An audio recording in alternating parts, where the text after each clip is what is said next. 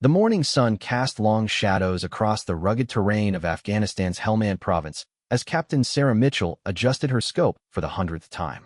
The weight of her rifle felt familiar against her shoulder, a constant companion that had saved her life more times than she could count. But today felt different. Today, the silence seemed heavier, more ominous than usual. Sarah had been deployed with the elite SEAL Team 6 for 8 months now, one of only 3 female snipers ever to serve alongside the legendary unit. Her record spoke for itself. 47 confirmed kills, countless reconnaissance missions completed without detection, and a reputation for precision that had earned her the respect of even the most hardened warriors. Yet despite her proven abilities, she still felt the weight of skeptical glances and whispered doubts from some of her male counterparts. The mission briefing had been straightforward. Intelligence suggested that a high-value target, a Taliban commander responsible for coordinating attacks against coalition forces, would be moving through a narrow mountain pass approximately 12 kilometers from their current position. The plan was simple: establish Overwatch positions, confirm the target's identity, and eliminate him before he could escape into the labyrinthine cave systems that honeycombed the mountainside. Sarah's position was designated as Overwatch Alpha, a rocky outcropping that provided clear lines of sight across the entire valley below. Her spotter, Corporal Jake Rodriguez, had been with her for 6 months and had developed an almost telepathic understanding of her shooting style and preferences. Together, they had become one of the most effective sniper teams in the theater of operations. As they settled into their hide site before dawn, Sarah couldn't shake the feeling that something was wrong. The intelligence seemed too clean, too convenient. In her experience, Taliban commanders didn't move through predictable routes without good reason. They were survivors, men who had lived through decades of warfare by being paranoid and unpredictable. "Something's not right about this, Jake," she whispered into her radio, her voice barely audible even to her spotter lying just 3 feet away. Rodriguez adjusted his spotting scope, scanning the valley below for any signs of movement. "What's bothering you, Captain?" "The intelligence. It's too neat. When have we ever had this much detail about a target's movements? Usually, we're working with fragments, rumors, intercepted communications that may or may not be accurate." She was right, and Rodriguez knew it. Their previous missions had relied on patience and opportunity, waiting sometimes for days to catch a glimpse of their targets. This mission felt different, almost as if the information had been gift-wrapped and delivered directly to their intelligence officers. The radio crackled softly in Sarah's ear as Team Leader Commander Marcus Bull Thompson checked in with all positions. Thompson was old-school Navy, a 20-year veteran who had initially been skeptical of integrating female snipers into his unit. However, Sarah's performance had gradually won him over, and he now trusted her instincts almost as much as his own. "Overwatch Alpha, this is Team Leader. Status report. Alpha in position. Clear fields of fire established. No movement detected in target area. Copy that. Maintain position and continue surveillance. All units, remember, we need positive identification before engaging. This commander has been responsible for the deaths of 17 coalition soldiers in the past 3 months. We don't get second chances on this one." Sarah acknowledged the transmission and settled deeper into her position. The rocky outcropping provided excellent concealment, with natural shadows that would hide her muzzle flash, and a clear escape route down the back slope if things went wrong. She had chosen the position carefully, as she always did, thinking 3 moves ahead like a chess master planning her strategy. Hours passed with no movement in the valley below. The sun climbed higher, and the temperature began to rise. Sarah remained motionless, her breathing controlled and steady. This was perhaps the most challenging aspect of sniper work, the ability to remain perfectly still for hours at a time, maintaining focus and readiness despite discomfort and boredom. At 1,247 hours, Rodriguez spotted the first signs of movement. "Captain, I've got multiple contacts moving along the ridge line approximately 2 kilometers to our east. Count 7 individuals, military-age males, carrying what appeared to be AK-47s. Sarah shifted her scope to the coordinates Rodriguez provided. Through her powerful optics, she could see the group moving in single file along a narrow goat path that wound its way through the rocky terrain. Their movement was disciplined, tactical rather than casual. These weren't local herders or travelers. Confirmed. 7 military-age males in tactical formation. I can make out body armor and what looks like military-style equipment. The group disappeared into a stand of trees, and Sarah lost visual contact. She maintained her scope on the area where they had vanished, knowing that patience was often the difference between mission success and failure. In sniper school, her instructors had drilled into her the importance of discipline and restraint. The first shot might not present itself for hours, they had taught her. The second shot might never come at all. 20 minutes later, the group emerged from the trees, now moving toward the valley where Sarah maintained overwatch. As they drew closer, she began to make out individual features and equipment details. The men were well-equipped, carrying modern weapons and wearing tactical gear that suggested they were more than simple Taliban foot soldiers. Jake, I'm seeing some sophisticated equipment down there. Night vision goggles, modern communications gear, what looks like body armor under their traditional clothing. Rodriguez adjusted his spotting scope to get a better look. Confirmed. These guys are definitely not your average Taliban fighters. This looks more like a special operations unit. Sarah felt her heart rate increase slightly.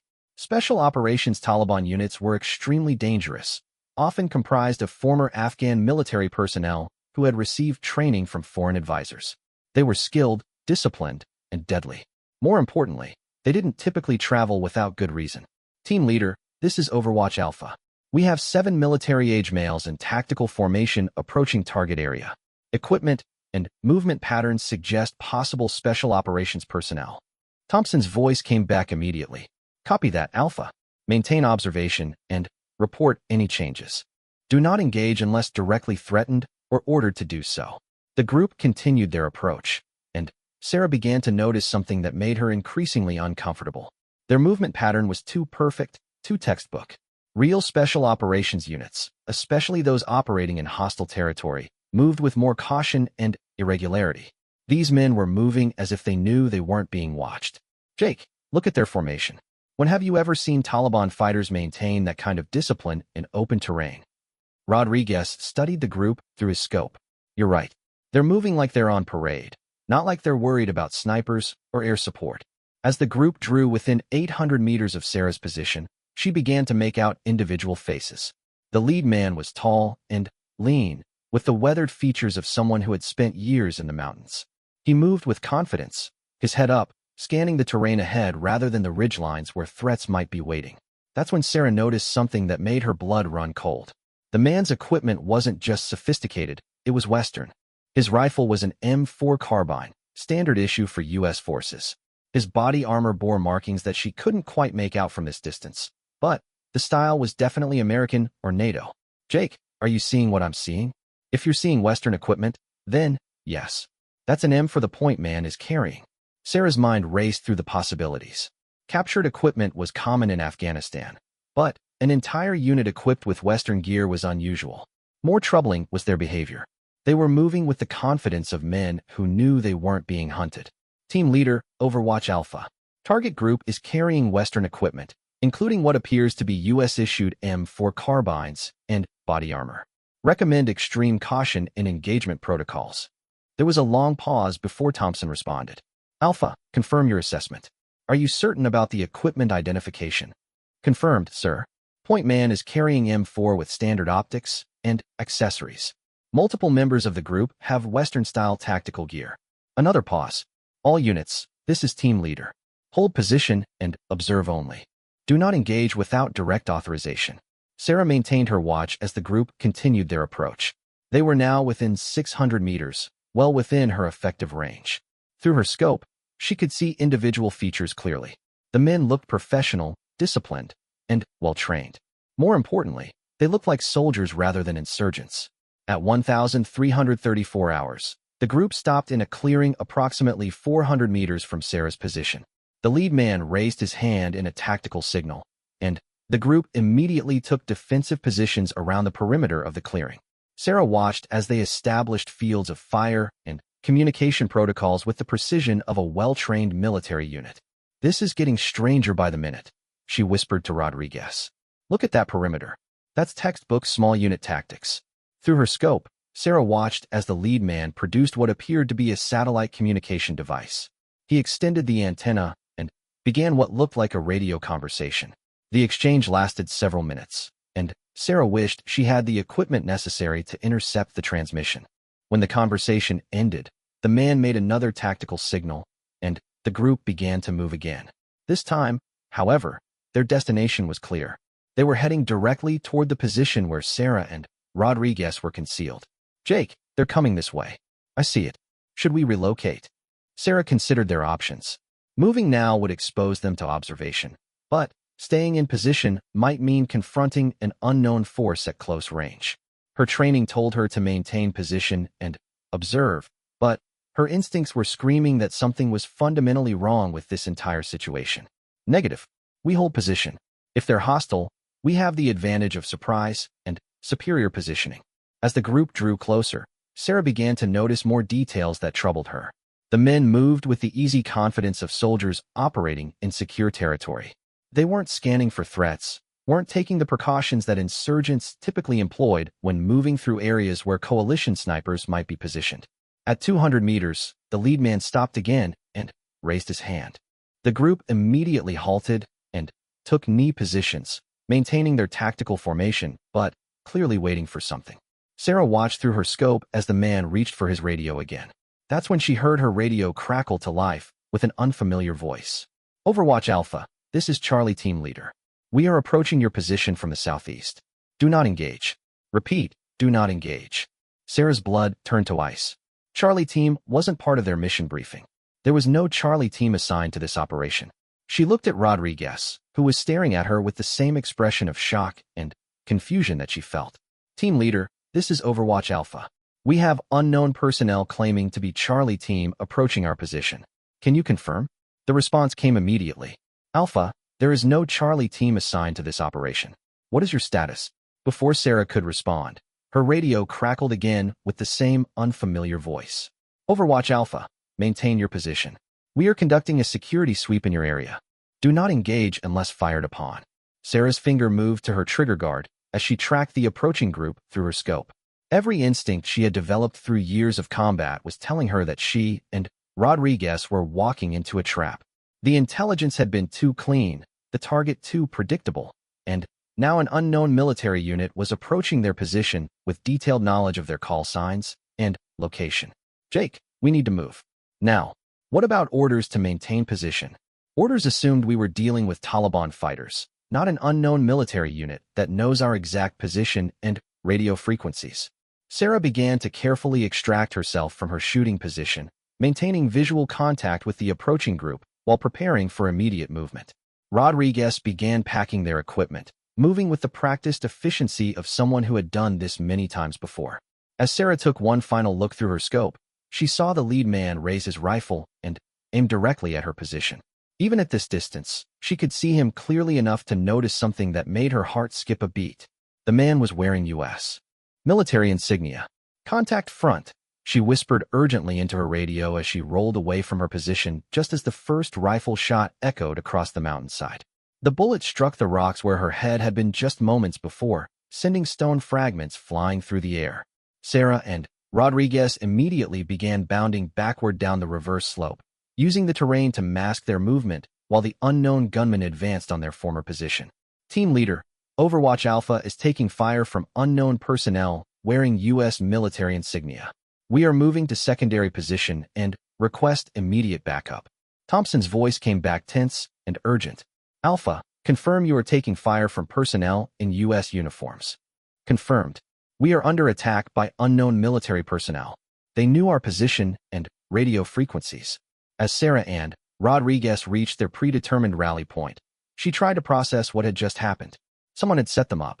The mission intelligence had been deliberately crafted to place them in a specific location where they could be eliminated by what appeared to be a rogue military unit. The question was why, and, more importantly, who in their chain of command had betrayed them. Rodriguez was monitoring their radio traffic, trying to coordinate with the rest of their team while Sarah maintained security. Through her scope, she could see the unknown gunmen moving through their former position, searching for signs of their current location. Captain, I'm picking up radio traffic that suggests these guys have detailed information about our entire mission plan. They know our backup positions, our extraction routes, everything. Sarah felt a chill that had nothing to do with the mountain air. Someone with access to their operational planning had provided detailed intelligence to an enemy force. This wasn't a random Taliban attack or a chance encounter with insurgents. This was a deliberate attempt to eliminate her and her team. As she watched the unknown soldiers methodically search the area where she had been positioned just minutes before, Sarah realized that her reputation as one of the military's most effective snipers had made her a target. Someone wanted her dead, and they were willing to use military personnel to accomplish that goal. The only question now was whether she and Rodriguez could survive long enough to figure out who was behind the betrayal and why they had been marked for elimination. Sarah checked her ammunition supply and began planning their next move. She had faced Taliban fighters, al-Qaeda operatives, and foreign advisors during her deployment, but this was the first time she had been hunted by people wearing the same uniform she wore. As the afternoon sun began to cast longer shadows across the mountainside, Sarah Mitchell prepared for what might be the most important fight of her military career. Someone had declared war on her, and she intended to survive long enough to find out who and why. The hunt had begun, but Sarah was no longer sure who was the hunter and who was the prey. The communications blackout lasted exactly 47 minutes. Sarah counted every second as she and Rodriguez remained hidden in a shallow ravine approximately 800 meters from their original position. During those 47 minutes, their radios transmitted nothing but static, cutting them off from their team and any possibility of backup or extraction. When the radios finally crackled back to life, the voice that came through wasn't Commander Thompson's familiar gravelly tone. Instead, a crisp, professional voice with a slight southern accent filled their earpieces. All units, this is Colonel Morrison, 5th Special Operations Command. We have reports of friendly fire in your sector. All personnel are to cease operations immediately and return to base for debriefing. Sarah and Rodriguez exchanged glances. Neither of them had heard of Colonel Morrison, and 5th Special Operations Command wasn't part of their operational chain. Moreover, friendly fire incidents required immediate casualty reports and medical evacuation procedures, not simple orders to return to base. Jake, check our frequency settings. Make sure we're on the right channel. Rodriguez quickly verified their radio configuration. We're on the correct frequency, Captain. But I've never heard of this Morrison character. Sarah keyed her radio. Unknown station, this is Overwatch Alpha. Please authenticate with proper call signs and verification codes. The response came back immediately, but it wasn't what she expected. Overwatch Alpha, authentication is not required for senior command directives. Return to base immediately for debriefing. Every protocol Sarah had learned during her military career told her that authentication was always required, especially during active operations. Senior officers didn't simply appear on tactical frequencies without proper identification and verification procedures. Someone was trying very hard to control their movement and actions. Team leader, this is Overwatch Alpha. Can you confirm the identity of Colonel Morrison and verify the authenticity of his orders? Silence. No response from Commander Thompson or any other member of their team. Sarah tried again. Any Bravo unit, this is Overwatch Alpha. Please respond with status update. More silence. It was as if their entire team had simply vanished from the radio nets. Rodriguez was monitoring multiple frequencies, trying to re-establish contact with their unit. Captain, I'm not getting any response from our team on any frequency. Either their radios are down, or they're being jammed selectively, Sarah finished. She had seen this technique used in advanced warfare training scenarios. By jamming specific radio frequencies while leaving others open, enemy forces could control information flow and isolate individual units. The implications were terrifying. Whoever was hunting them had access to sophisticated electronic warfare capabilities and detailed knowledge of their communication protocols. This level of technological sophistication suggested military or intelligence agency involvement rather than typical insurgent activity. Through her scope, Sarah could see the unknown soldiers had finished searching their former position and were now moving in a tactical formation toward their current location. Their movement was methodical and professional, suggesting they had some way of tracking her and Rodriguez despite the terrain advantage. They're coming this way, Jake. We need to move again. As they prepared to relocate, Sarah noticed something that made her reconsider their entire situation.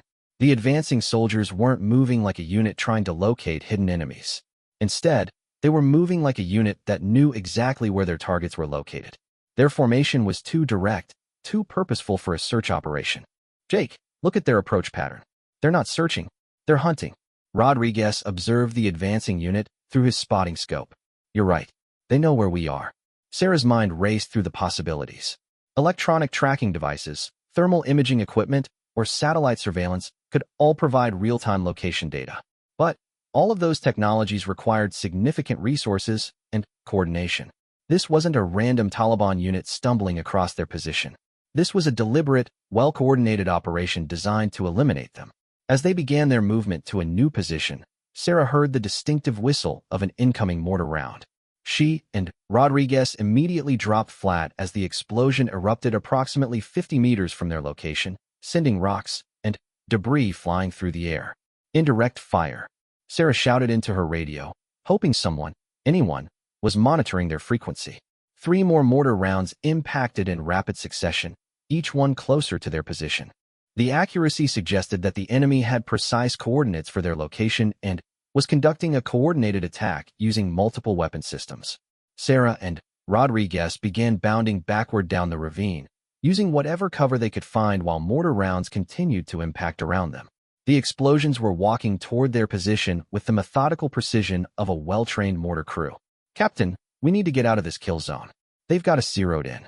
Sarah agreed, but their options were limited. The ravine provided concealment from direct fire, but offered no protection from indirect fire. Moving into open terrain would expose them to the advancing soldiers, while staying in the ravine meant remaining in the enemy's predetermined kill zone. "Follow me. We're going to move perpendicular to their advance and try to break their targeting solution." They began moving laterally along the mountainside, staying low and using whatever natural concealment they could find. Behind them, mortar rounds continued to impact in the ravine they had just vacated. Whoever was controlling the indirect fire was professional and persistent. After moving approximately 300 meters, Sarah found a position that offered both concealment and good fields of observation. From this new location, she could see the soldiers who had been advancing on their former position. What she saw through her scope made her blood run cold. The soldiers weren't wearing standard Taliban equipment or clothing. They were wearing complete U.S. military uniforms, including proper insignia, rank, and unit patches. More disturbing was the fact that they were moving with the discipline and coordination of a professional military unit. "Jake, take a look at these guys through your scope. Tell me what you see." Rodriguez adjusted his spotting scope and studied the advancing soldiers. After several minutes of observation, he lowered his scope with a confused expression. "Captain, those are U.S. soldiers. Full uniforms, proper equipment, standard tactical procedures. I can even make out some of their unit patches." Sarah felt her world shift fundamentally. Everything she had believed about their mission, their enemy, and their situation had just changed. They weren't being hunted by Taliban insurgents or foreign fighters. They were being hunted by American soldiers. "Team leader, this is Overwatch Alpha. We are under attack by personnel wearing U.S. military uniforms. Repeat, we are being engaged by what appears to be U.S. military personnel." The radio remained silent for several long minutes. When it finally crackled to life, the voice was Commander Thompson's, but something in his tone was different. "Alpha, this is team leader. Confirm your last transmission. Did you say U.S. military personnel?" "Confirmed, sir. We are under attack by soldiers in complete U.S. military uniforms. They appear to be conducting a coordinated operation against our position." Another long pause. "Alpha, that's impossible. There are no other U.S. units operating in your sector." Sarah was about to respond when she heard vehicles approaching from the valley below. Through her scope, she could see 2 military Humvees moving along the rough mountain road toward their position. The vehicles were painted in standard military colors and bore proper markings, but their presence in this remote location was highly suspicious. "Sir, we now have military vehicles approaching our position. 2 Humvees moving from the southeast. Alpha, I need you to maintain observation and provide detailed descriptions of all personnel and equipment. Do not engage unless your life is in immediate danger." Sarah acknowledged the order and began providing detailed intelligence reports about everything she was observing. The soldiers, the vehicles, the equipment, and the tactical procedures all appeared to be legitimate U.S. military assets. But their behavior and mission were clearly hostile. As she watched through her scope, one of the Humvees stopped approximately 400 meters from her position. Several soldiers dismounted and began setting up what appeared to be a heavy machine gun position. Their movements were professional and efficient, suggesting extensive training and experience. The second Humvee continued moving and stopped at a position that would provide overwatch of the entire area where Sarah and Rodriguez were concealed. This level of tactical coordination required detailed planning and reconnaissance. Someone had invested significant time and resources in planning this operation. Jake, this is starting to look like a deliberate operation designed to eliminate us specifically. They've got heavy weapons, vehicles, coordinated movement, and detailed intelligence about our location and capabilities. Rodriguez was monitoring radio traffic on multiple frequencies, trying to piece together what was happening. Captain, I'm picking up radio chatter that suggests there are multiple units involved in this operation. I count at least 3 different call signs coordinating movement and fires. The implications were staggering. A multi-unit operation required authorization at very high levels of command. This wasn't a rogue squad or a case of mistaken identity. Someone with significant authority had ordered an operation to eliminate Sarah Mitchell and her spotter. Through her scope, Sarah watched as the soldiers completed their weapons emplacement and began systematic observation of the area where she was concealed. They were using thermal imaging equipment and other advanced surveillance tools to locate her position. They've got thermal imaging, Jake. We need to move before they get a clear fix on our location. As they prepared to relocate again, Sarah heard her radio crackle with a transmission that changed everything. Overwatch Alpha, this is Colonel Morrison. You are surrounded by superior forces and have no chance of escape. Surrender immediately, and you will be treated according to the Geneva Convention. The offer was almost laughable if it weren't so terrifying. Sarah had no intention of surrendering to an unknown force that had already tried to kill her with mortars and small arms fire. More importantly, the Geneva Convention applied to prisoners of war, not to American soldiers operating in a war zone. Sir, this is getting more complicated by the minute. Someone is demanding our surrender. Commander Thompson's response was immediate and clear. Alpha, you are not to surrender under any circumstances. Your mission is to evade and escape. We are coordinating extraction, but it will take time. Sarah acknowledged the order and began planning their next move. The enemy forces had superior numbers, heavy weapons, vehicles, and electronic surveillance capabilities. Her only advantages were superior knowledge of sniper tactics, intimate familiarity with the terrain, and the element of surprise. Jake, we're going to play this like a long-range reconnaissance patrol that's been compromised.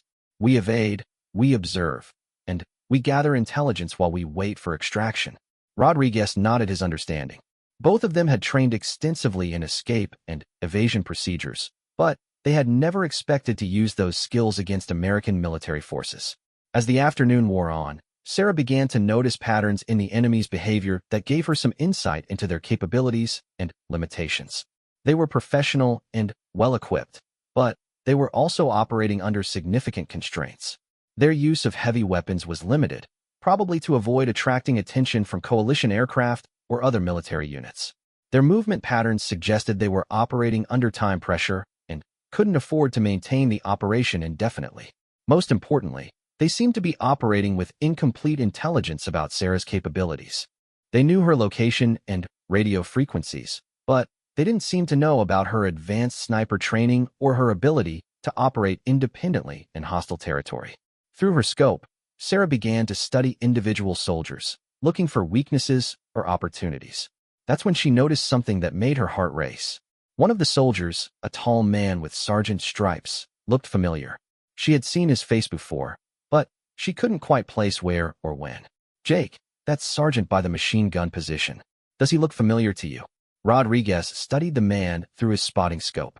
After several minutes, his expression changed to one of recognition and concern. Captain, that's Sergeant Collins from the 82nd Airborne.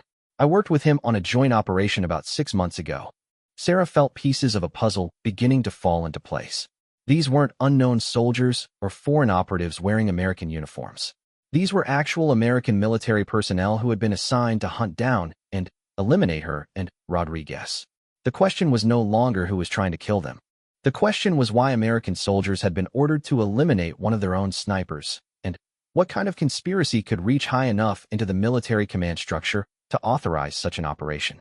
As the sun began to set over the Afghan mountains, Sarah Mitchell realized that she was facing an enemy far more dangerous than any Taliban fighter or al-Qaeda operative she had ever encountered. She was facing a conspiracy within her own military, and her survival depended on figuring out why someone wanted her dead badly enough to risk using American soldiers to accomplish the mission. The radio crackled again with Colonel Morrison's voice. Captain Mitchell, this is your final warning. Surrender immediately, or we will be forced to use overwhelming force to neutralize the threat you represent. For the first time in the entire operation, someone had used her actual name and rank. They knew exactly who she was and had planned this operation specifically to eliminate her. Sarah Mitchell, one of the military's most effective snipers, had become a target of her own government. The hunt had entered a new phase, and Sarah was no longer fighting for mission success. She was fighting for her life against an enemy that knew her better than she knew herself. The abandoned village of Kersork had been empty for 3 years, its mud brick buildings slowly crumbling under the harsh Afghan sun and winter snows. Sarah and Rodriguez had managed to reach the outskirts of the village just as darkness fell, using the cover of night to evade the pursuing American forces. The irony wasn't lost on Sarah that she was now using the same tactics she had employed against Taliban fighters to hide from her own military. As they settled into a partially collapsed building that offered concealment and multiple escape routes, Sarah's radio crackled with an encrypted transmission that made her freeze. The voice was barely a whisper, but she recognized it immediately. Ghost 6, this is Phantom Base. Package delivered. Target is isolated and contained. Proceeding to Phase 2. Ghost 6. Sarah had heard that call sign before, but not in any official military communication. Ghost 6 was mentioned in classified intelligence reports as the operational commander of a black operations unit that didn't officially exist. The unit was rumored to handle situations that required absolute deniability and complete operational security. Rodriguez was monitoring multiple frequencies with their radio equipment, trying to piece together the communications traffic that surrounded their pursuit. What he was hearing didn't make sense according to any standard military operational procedures. Captain, I'm picking up communications between at least 4 different units, but none of them are using standard call signs or authentication protocols. They're operating on frequencies that aren't assigned to any units currently deployed in this theater. Sarah began to understand the scope of what they were facing. This wasn't a military operation in any traditional sense.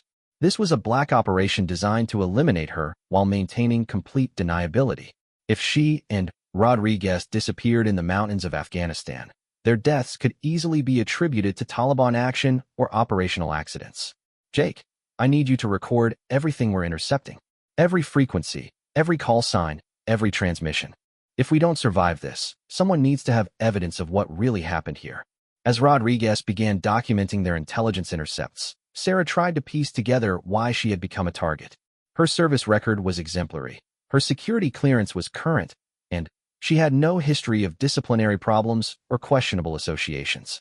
Yet someone with significant resources and authority wanted her eliminated. The answer came in a transmission that chilled her to the bone. Ghost 6, this is Control. Target has been observing Operation Crimson Harvest for the past 6 weeks. Her elimination is critical to maintaining operational security. Operation Crimson Harvest. Sarah had never heard the name before, but the time frame was significant.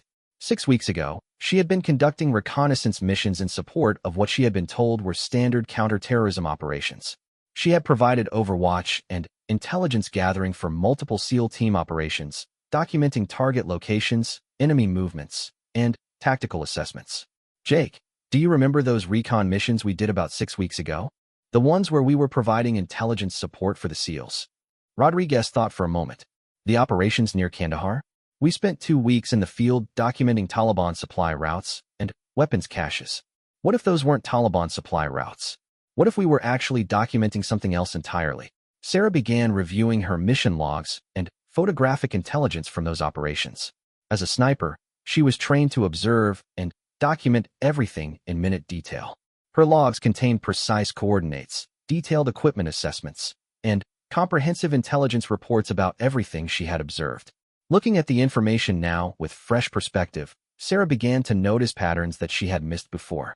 The supposed Taliban supply routes followed paths that would be ideal for moving legitimate cargo rather than smuggling weapons. The weapons caches they had documented contained equipment that was far more sophisticated and well-maintained than typical insurgent material. Most troubling were the personnel they had observed. Sarah's detailed notes described individuals who moved with military discipline and wore equipment that seemed inconsistent with typical Taliban operations. At the time, she had assumed these were well-trained insurgents or foreign advisors. Now she was beginning to suspect they might have been something else entirely. Jake, Look at these photographs from the Kandahar operations. Tell me what you see. Rodriguez studied the images through their night vision equipment. After several minutes of careful examination, he looked up with a confused expression. Captain, some of these people look like they're wearing Western military equipment. Body armor, communications gear, weapons that aren't typically available to Taliban fighters. Sarah felt pieces of a larger puzzle beginning to fall into place. Operation Crimson Harvest wasn't a counter-terrorism operation. It was something else entirely, something that required absolute secrecy and the elimination of anyone who might have observed activities that weren't supposed to exist. Her radio crackled again with another encrypted transmission. Control, this is Ghost 6. Target has extensive photographic and documentary evidence of harvest operations. Standard elimination protocols may not be sufficient to contain the intelligence compromise. The transmission was followed by a response that made Sarah's blood run cold. Ghost 6, Authorization Tango 77. Expand elimination parameters to include all personnel with potential access to compromised intelligence. No witnesses, no evidence, no trace. Authorization Tango 77. Sarah recognized the code designation from her intelligence training. It was authorization for a black operation with no oversight and no accountability. Someone had authorized the elimination of not just her and Rodriguez, but potentially anyone else who might have knowledge of whatever they had observed during their reconnaissance missions. Jake, we need to get out of here immediately. They're not just hunting us anymore. They're planning to eliminate anyone who might have seen what we saw.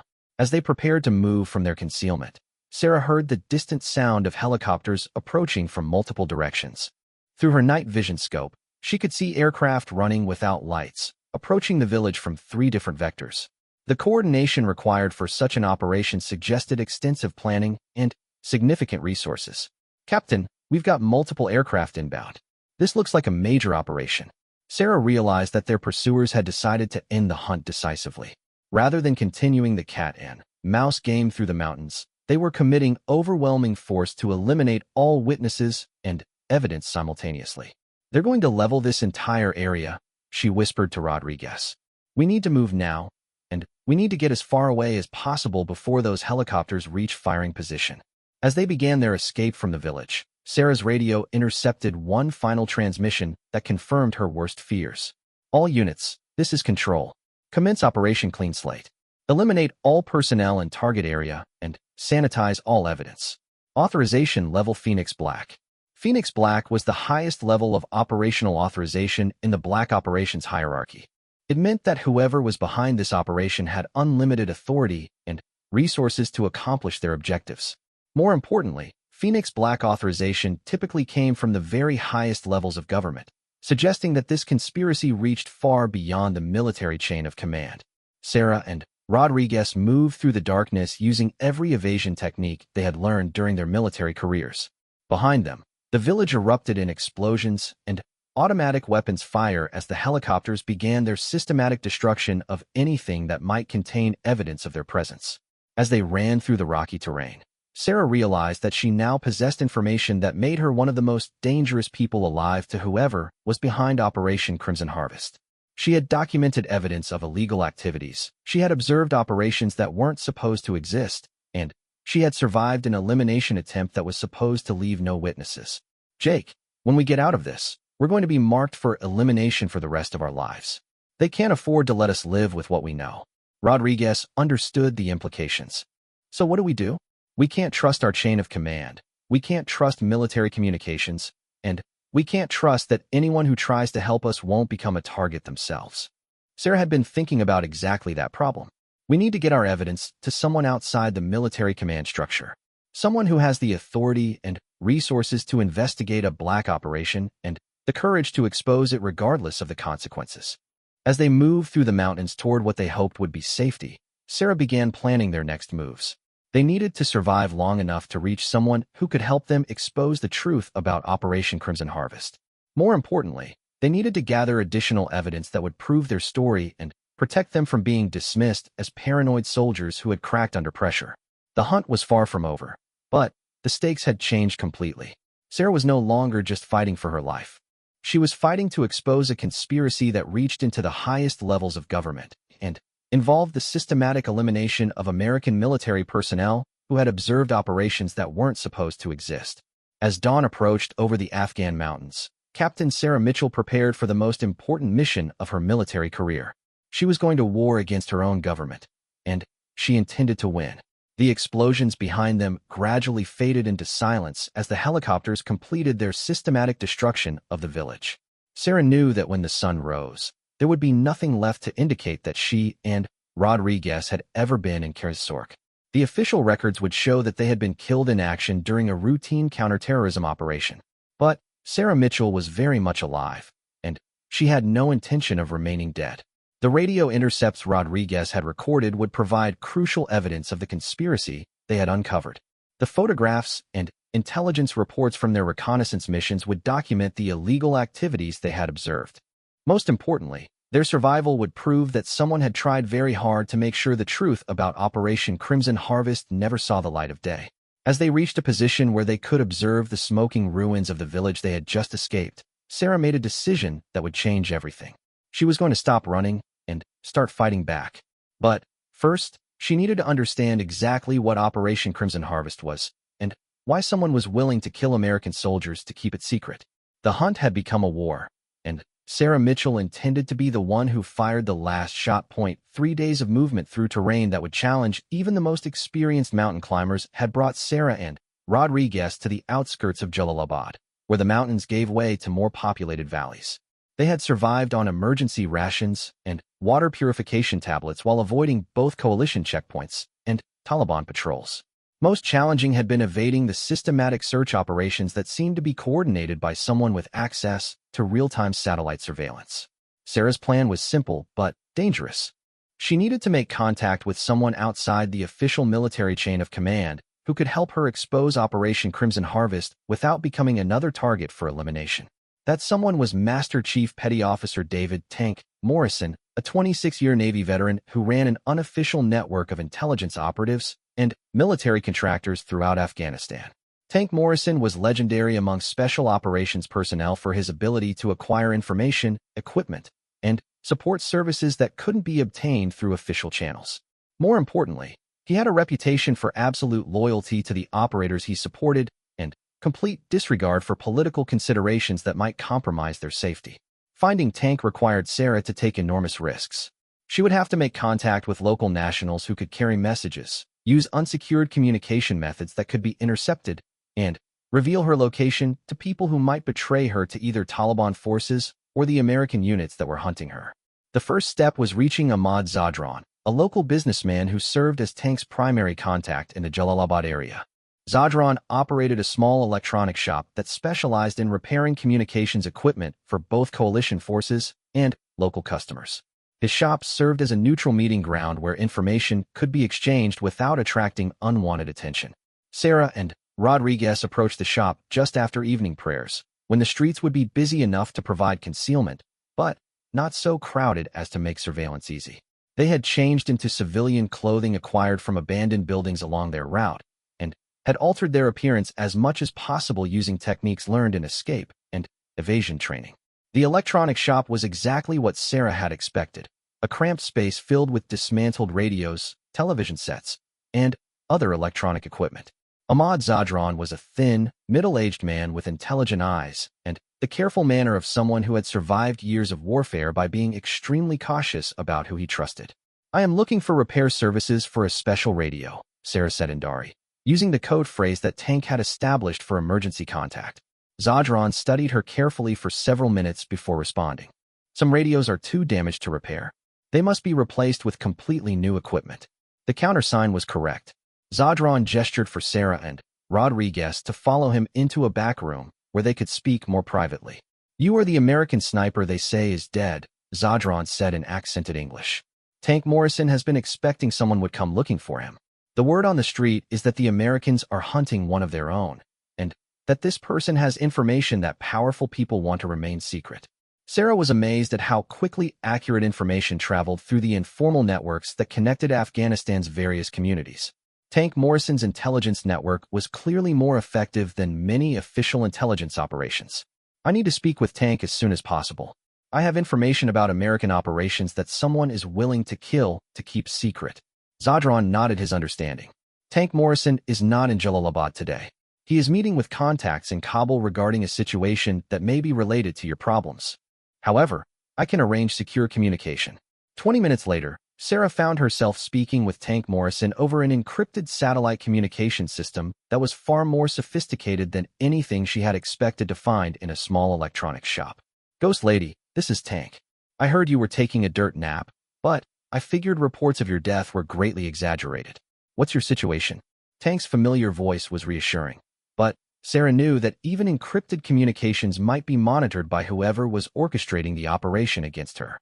Tank, I'm alive, but being hunted by American forces. I have documentary evidence of illegal operations that someone is desperate to keep secret. I need extraction, and I need someone with enough authority to investigate what I've discovered. Ghost Lady, the situation is more complicated than you know. 3 other operators have disappeared in the past week, all of them people who were involved in intelligence-gathering operations similar to yours. Someone is conducting a systematic elimination campaign against anyone who might have observed activities they weren't supposed to see. Sarah felt her heart sink. The scope of the conspiracy was larger than she had imagined, and other soldiers were paying the price for observing operations that weren't supposed to exist. Tank, can you tell me anything about Operation Crimson Harvest? There was a long pause before Tank responded. Ghost Lady, Crimson Harvest is the kind of operation that gets people disappeared permanently. What I can tell you is that it involves people at the very highest levels of government and has connections to activities that would cause a major international incident if they became public knowledge.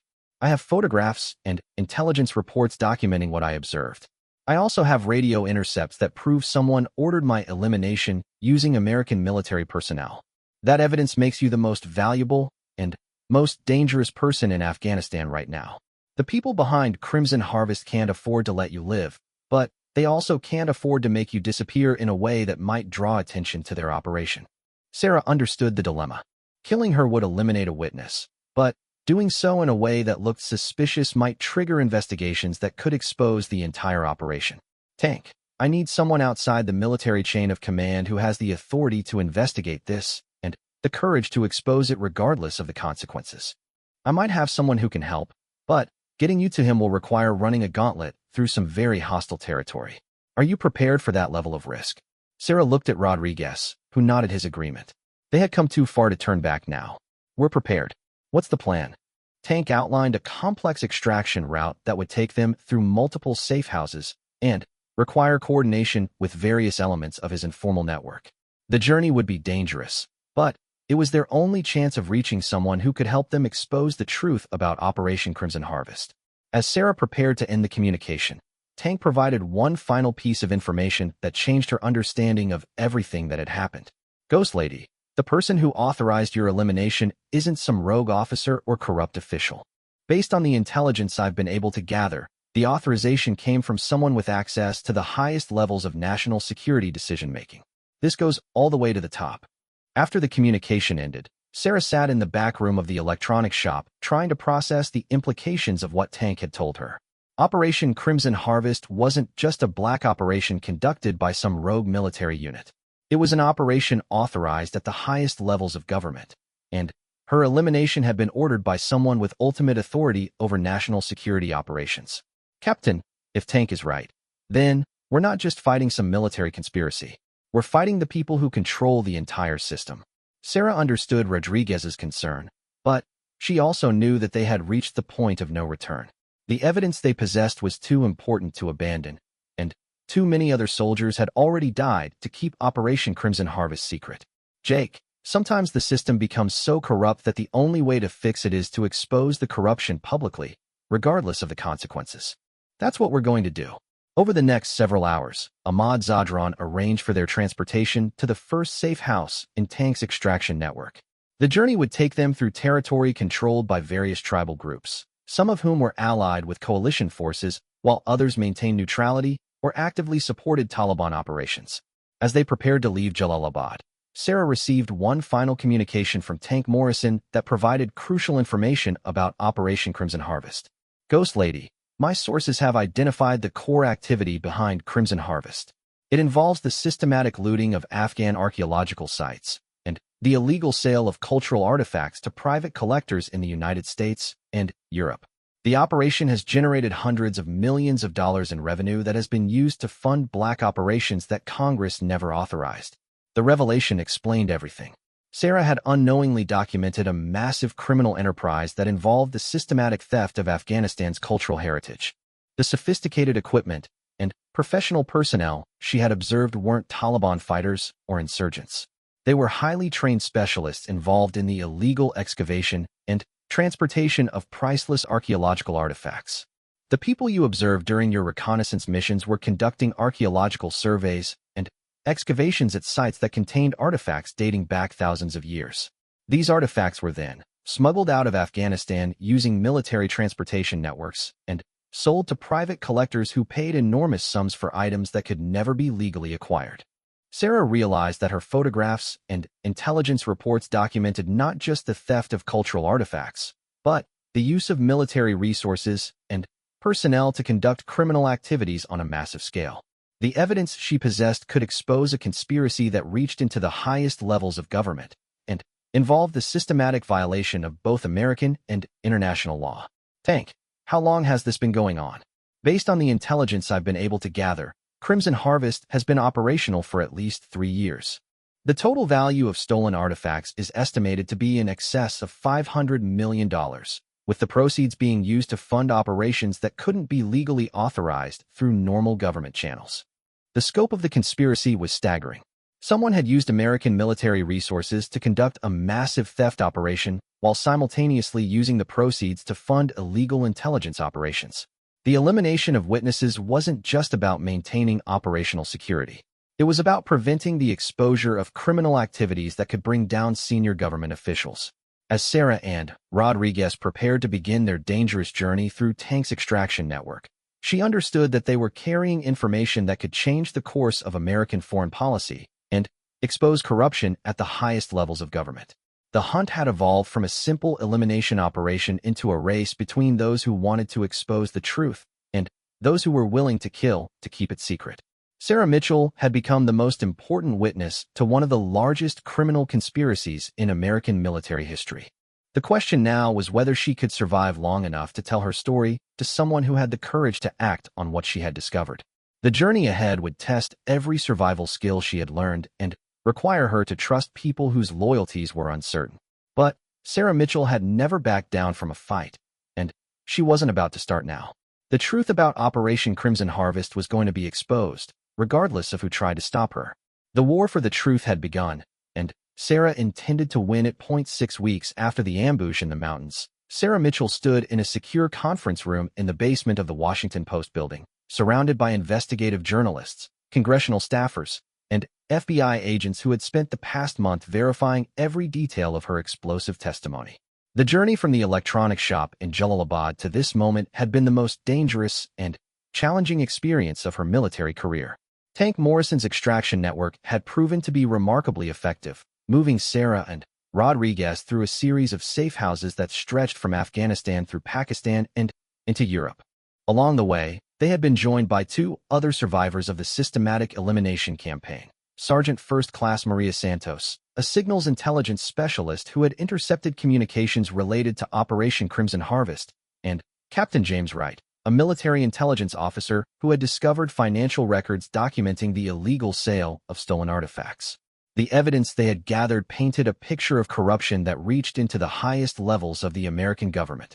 Operation Crimson Harvest had generated over $600 million through the systematic theft and sale of Afghan cultural artifacts, with the proceeds being used to fund black operations that had never been authorized by Congress or disclosed to oversight committees. Captain Mitchell, said Senator Patricia Reynolds, the chairwoman of the Senate Intelligence Committee, your testimony describes criminal activities that involve senior officials in the Defense Department, the State Department, and possibly the White House itself. Do you understand the implications of what you're alleging? Sarah understood the implications perfectly. Her testimony would trigger investigations that could bring down cabinet-level officials and expose criminal activities that had been conducted under the cover of national security operations. Senator, I understand that my testimony will have serious consequences for many people. However, I also understand that American soldiers have been murdered to keep these activities secret, and that our military has been used to conduct criminal operations that violate both American and international law. The evidence Sarah and her companions had gathered was overwhelming. Photographs documented the systematic excavation of archaeological sites using military equipment and personnel. Financial records showed millions of dollars in transactions between military contractors and private collectors who specialized in illegal antiquities. Radio intercepts proved that elimination orders had been issued against military personnel who had observed activities related to Operation Crimson Harvest. FBI Special Agent Catherine Walsh had been leading the investigation into Sarah's allegations for the past 3 weeks. The evidence she had reviewed supported every aspect of Sarah's testimony and had led to the identification of a criminal network that included senior military officers, defense contractors, and government officials. Captain Mitchell, based on our investigation, we have identified at least 12 American military personnel who were eliminated because they had observed activities related to Operation Crimson Harvest. These weren't combat casualties or operational accidents. These were systematic murders designed to prevent the exposure of criminal activities. The scope of the conspiracy was larger than even Sarah had imagined. 12 soldiers had died to keep Operation Crimson Harvest secret, and dozens more had been transferred to assignments that removed them from areas where they might observe illegal activities. Agent Walsh, do you have evidence identifying the senior officials who authorized these elimination operations? We do. Our investigation has traced authorization for the elimination orders to Deputy Secretary of Defense Robert Harrison and CIA Deputy Director Margaret Foster. We also have evidence suggesting that White House Chief of Staff Thomas Bradley was aware of the operation and may have authorized the use of black operation funds to expand its scope. The room fell silent as the implications of Agent Walsh's statement became clear. 3 of the most senior officials in the American national security apparatus had been involved in a criminal conspiracy that included theft, murder, and the systematic violation of congressional oversight responsibilities. Senator Reynolds looked around the room before speaking. Ladies and gentlemen, we are looking at the largest national security scandal in American history. The evidence presented by Captain Mitchell and her colleagues documents criminal activities that reach into the highest levels of government and involve the murder of American military personnel. Sarah felt a mixture of relief and apprehension. Relief that the truth was finally being exposed, but apprehension about the consequences that would follow. The people behind Operation Crimson Harvest had demonstrated their willingness to kill to protect their secrets, and her public testimony had made her a permanent target for retaliation. Captain Mitchell, said Congressman Michael Torres, the ranking member of the House Intelligence Committee, what kind of protection will you and your colleagues need following the public release of this information? Tank Morrison, who had been sitting quietly in the corner of the room throughout the proceedings, finally spoke up. Congressman, the people behind Crimson Harvest have resources and capabilities that extend far beyond what most people understand. They've been conducting elimination operations for years, and they're not going to stop just because their activities have been exposed. Agent Walsh nodded her agreement. We're recommending that Captain Mitchell and her colleagues be placed in witness protection until we can neutralize the remaining elements of the criminal network. Even after arrests are made, there may be individuals who attempt retaliation. Sarah had expected this recommendation, but the reality of entering witness protection meant giving up her military career and the life she had built over the past decade. It also meant accepting that she would never be completely safe from people who had demonstrated their willingness to use any means necessary to protect their secrets. Senator, I understand the need for protection, but I also want to continue serving my country. Is there any way to do both? Senator Reynolds considered the question carefully. Captain, your service to this country has been exemplary, and your courage in exposing this conspiracy has prevented additional murders and saved the American people hundreds of millions of dollars. We're going to work with the Defense Department to find a way for you to continue your military career while maintaining the security you need. Over the following weeks, the public exposure of Operation Crimson Harvest triggered the largest government corruption investigation in American history. Deputy Secretary Harrison, CIA Deputy Director Foster, and White House Chief of Staff Bradley were arrested and charged with conspiracy, theft of government property, and conspiracy to commit murder. Dozens of other officials, military officers, and contractors were also arrested as the investigation expanded. The stolen artifacts, valued at over $600 million, were recovered from private collections throughout the United States and Europe and returned to Afghanistan. The illegal proceeds that had been used to fund unauthorized black operations were traced and seized, leading to the exposure of additional criminal activities that had been conducted without congressional authorization. Sarah Mitchell was awarded the Medal of Honor for her actions in exposing Operation Crimson Harvest, becoming one of only a handful of women to receive the nation's highest military decoration. The citation read, "For conspicuous gallantry and intrepidity at the risk of her life above and beyond the call of duty while serving as a sniper with SEAL Team 6 in Afghanistan." Captain Mitchell displayed extraordinary heroism when she discovered evidence of criminal activities being conducted by senior government officials and risked her life to ensure that this evidence reached appropriate authorities, resulting in the exposure and prosecution of a criminal conspiracy that had murdered American military personnel and stolen hundreds of millions of dollars from the American people. The ceremony took place in the Rose Garden of the White House, with President Johnson personally presenting the medal to Sarah in front of her family, her military colleagues, and representatives of the soldiers who had been murdered to keep Operation Crimson Harvest secret. "Captain Mitchell," the president said during his remarks, "your courage in the face of overwhelming odds and your commitment to truth and justice represent the highest ideals of military service. You have reminded us all that our oath is to the Constitution and the American people, not to individuals who would use their positions of trust to enrich themselves at the expense of our national honor." Following the ceremony, Sarah was assigned to a new position within the Defense Department's Inspector General Office, where she would lead investigations into potential corruption and criminal activity within the military. The assignment would allow her to continue serving while using her unique experience and skills to prevent future conspiracies like Operation Crimson Harvest. Rodriguez, Santos, and Wright also received significant decorations and were assigned to positions where their experience and courage could benefit other service members. Tank Morrison was awarded the Defense Distinguished Service Medal for his role in supporting the investigation and ensuring the safety of the military personnel who had exposed the conspiracy. 6 months after her testimony in Washington, Sarah Mitchell stood on a mountainside in Afghanistan. But this time she was there as part of a team working to return stolen artifacts to their rightful places in Afghan museums and cultural institutions. The circle had been completed. She had returned to the place where the conspiracy had been discovered, but now she was working to repair the damage that had been done rather than unknowingly documenting criminal activities. "Captain, it's hard to believe that we're back here under such different circumstances," Rodriguez said as he helped photograph artifacts that were being returned to the Afghan government. Sarah looked across the valley where she had first observed the activities that led to the exposure of Operation Crimson Harvest. The landscape looked the same, but everything else had changed. The criminal conspiracy had been exposed, the perpetrators had been brought to justice, and the stolen cultural heritage of Afghanistan was being returned to its rightful owners. "Jake, sometimes you have to be willing to risk everything to do what's right.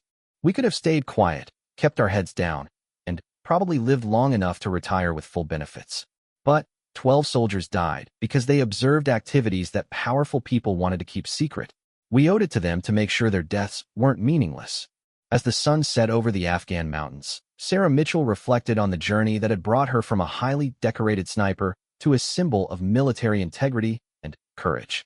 She had faced an enemy more dangerous than any Taliban fighter or foreign terrorist: corruption within her own government.